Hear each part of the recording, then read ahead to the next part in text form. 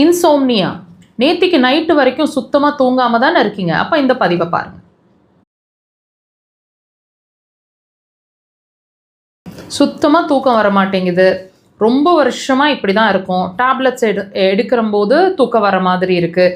ஆனாலும் அந்த தூங்கி எழுந்திரிச்சு அந்த டேப்லெட் போட்டு தூங்கி எழுந்திரிச்சா தூங்கின மாதிரியே ஒரு ஃபீலிங் இல்லை. மறுபடியும் ட்ரௌசியாகவே தான் இருந்துகிட்ருக்குறோம்.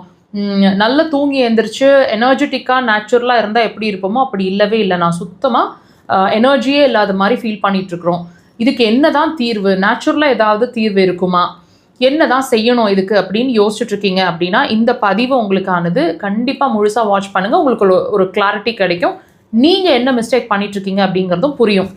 இப்போ இந்த தூக்கம் வரலைங்கிற ஒரு விஷயம் பல மாதங்களோ பல நாட்களாவோ பல வருஷங்களாவோ ஃபேஸ் பண்ணிகிட்ருக்கீங்க அப்படின்னா சிலர் மெடிசன்ஸ் எடுத்துகிட்ருப்பீங்க. மெடிசன் எடுக்கும்போது தூக்கம் வர மாதிரி இருக்கும்.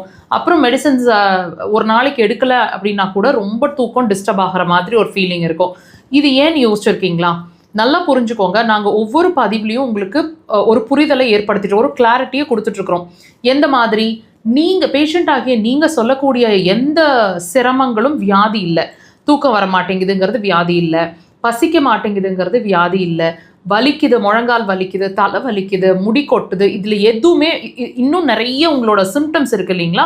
இந்த மாதிரி பேஷண்ட் ஆகிய நீங்கள் எக்ஸ்ப்ரெஸ் பண்ணக்கூடிய எந்த விஷயமுமே வியாதி இல்லை.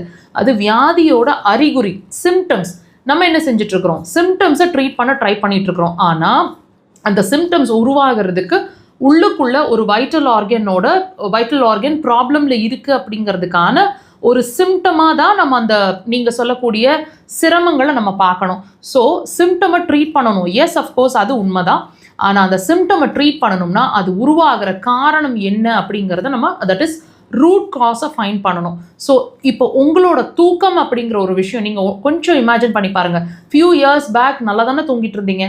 இப்போ ஏன் தூக்கம் வர மாட்டேங்குது? டேப்லெட் போட்டால் கூட நல்லா தூங்கின மாதிரி இல்லையே.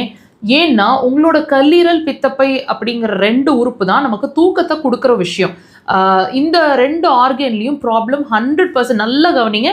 கண்டிப்பாக உங்களோட இந்த 2 உறுப்பு சார்ந்த பிரச்சனை இப்போ இருக்கும். பல வருஷங்களாக தூக்கம் இல்லைன்னா இப்போவே உங்களோட பிரச்சனைகள் இருக்கும். குறைஞ்சபட்சம் ஃபேட்டி லிவர், கால் ஸ்டோன்ஸ், சிம்டமேட்டிக்கலாக டைஜஷன் பிரச்சனை, ஏதாவது ஒரு சிம்டம் கண்டிப்பாக இருக்குங்க. இதுதான் உங்களை தூங்க விடாமல் வச்சுருக்கு. அப்போது கண்டிப்பாக அது உங்களை திரும்பி உங்களோட பிரச்சனைகள் என்னன்றதை கவனிக்க சொல்லுது உங்கள் பாடி. இது தூக்கம் வராத ஒரு நிலையை கொண்டு போகுது. ஸோ அட்லீஸ்ட் இப்போவாவது ஏன் உங்களுக்கு தூக்கம் வர மாட்டேங்குதுங்கிறத புரிஞ்சுக்கோங்க. நேச்சுரலாக தூக்கம் வர்றதுக்கு அக்குபஞ்சர் சிறந்த தீர்வாக இருக்கும். ரூட் காஸை நாங்கள் ட்ரீட் பண்ணுறோம். ட்ரை பண்ணி பாருங்கள்.